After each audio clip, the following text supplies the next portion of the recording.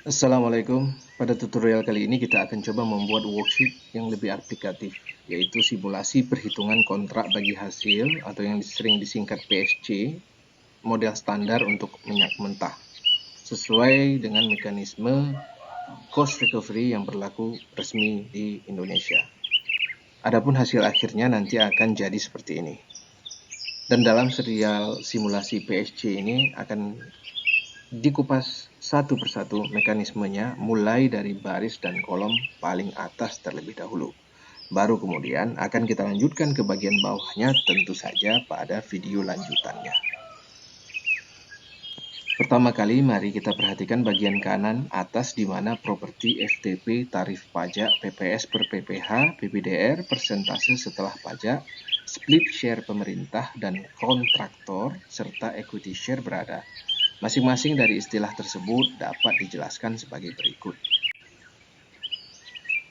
Kita awali dari FTP, yang sejatinya merupakan singkatan dari First Tranche Petroleum, yakni pengambilan pertama kali dari lifting migas untuk langsung dibagikan antara pemerintah dan kontraktor. Lazimnya 20%. Dan besar FTP ini tertuang dalam ketentuan-ketentuan pokok kontrak kerjasama sebagaimana ketetapan Menteri SDM. FTP ini sendiri baru diterapkan kira-kira pada PSC generasi ketiga. Tujuannya untuk menyelamatkan pendapatan pemerintah atau pemasukan negara atau penerimaan negara sebelum hasil lifting itu sendiri akan dibayarkan ke kontraktor untuk menggantikan cost recovery-nya. Lalu tarif pajak. Properti yang satu ini besarannya menyesuaikan dengan tarif PPS atau PPH dan PBDR yang dikenakan pada kontraktor seperti tertuang dalam kontrak. Adapun PPS adalah singkatan dari pajak perseroan dan PPH adalah pajak penghasilan. Sifatnya mereka adalah sama, saling menggantikan satu dengan yang lainnya. Sedangkan PBDR merupakan singkatan dari pajak bunga dividen royalty atau branch profit tax. Untuk mencari nilai tarif pajak, maka terlebih dahulu dicari nilai 100% dikurangi tarif PPS atau PPH yang dikalikan dengan tarif PBDR. Lalu hasil perkalian tersebut dijumlahkan kembali dengan besaran tarif PPS atau PPH-nya kembali.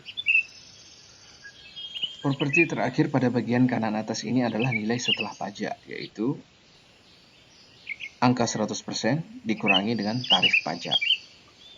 Nilai setelah pajak berimplikasi pada pola bagi hasil antara pemerintah dengan kontraktor, yaitu pada penentuan besaran equity share. Sedangkan split share sudah ditetapkan dalam keputusan menteri. Jika split share kontraktor ditetapkan sebesar 33%, maka equity share kontraktor dihitung dengan cara membagikan angka split share tersebut dengan nilai setelah pajak. Di sini berarti 33% dibagi dengan 52%, hasilnya 63,4615%. Sisa equity share merupakan bagian yang menjadi milik pemerintah, di mana besaran equity share ini wajib juga tertuang di dalam kontrak. Sekarang mari kita hitung nilai tarif pajak dan setelah pajak. Diketahui FTP 20%. Kemudian PPS atau PPH itu 35%, dan kemudian pajak bunga dividen royaltinya 20%. Maka di sini tarif pajak itu adalah PPS ditambah dengan yang pertama, berarti di sini kita harus kurangi terlebih dahulu nilai PPS atau PPH-nya dengan 100%, baru dikalikan dengan nilai PBDR. 48% tarif pajak. Artinya kalau setelah pajak itu adalah 1 dikurangi tarif pajak. Baik. Jika split share pemerintah itu diketahui 67%, maka punya kontraktor tentu saja 1 dikurangi 67%.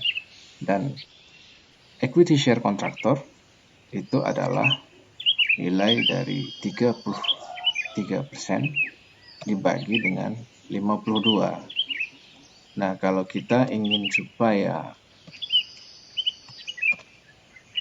ada angka di belakang desimalnya itu sebanyak 6 digit, maka kita bisa gunakan formula ROM.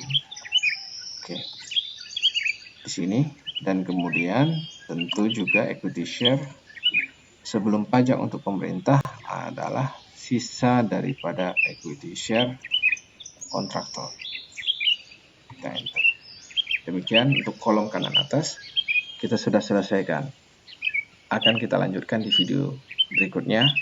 Mudah-mudahan video pertama ini juga membuka wawasan baru dan bermanfaat. Wassalamualaikum.